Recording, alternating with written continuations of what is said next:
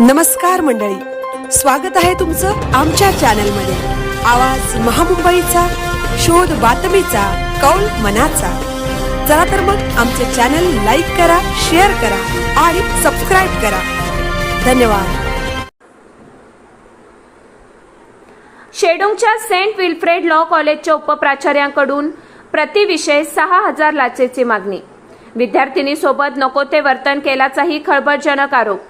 शिक्षकच भक्षक व लाचखोर निघाले तर जायचे कुठे, पालकांचा सवाल।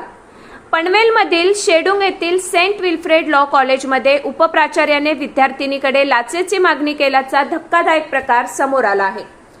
अनुत्तीर्ण विषय म्हणजेच एटीकेटी परीक्षेत उत्तीर्ण करून देण्यासाठी प्रतिविषय 6000 रुपये मागितल्याचा गंभीर आरोप करण्यात आला असून यासोबतच विद्यार्थिनीसोबत अयोग्य वर्तन केल्याचाही खळबळजनक आरोप पुढे आला आहे।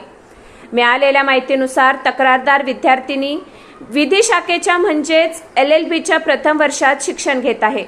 संबंधित उपप्राचार्यांनी तिला गाठून विषय क्लिअर करून देतो असे आमिष दाखवत प्रतिविषय 6000 रुपयांची मागणी केली।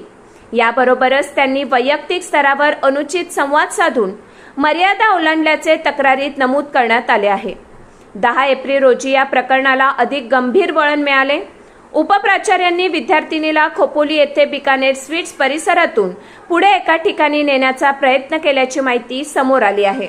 मात्र विद्यार्थिनीने प्रसंगावधान राखत संपूर्ण प्रकाराचे व्हिडिओ रेकॉर्डिंग केले असून तो या प्रकरणातील महत्त्वाचा पुरावा ठरत आहे।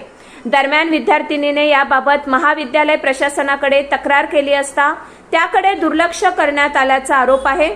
कोणतीही ठोस कारवाई न झाल्याने अखेर तिने पोलिसांकडे धाव घेत उपप्राचार्यावर कठोर कारवाईची मागणी केली आहे।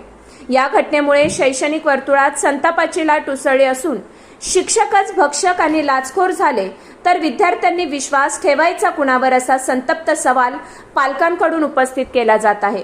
आवाज महामुंबईचा चॅनेलसाठी आदित्य वाघ, पनवेल।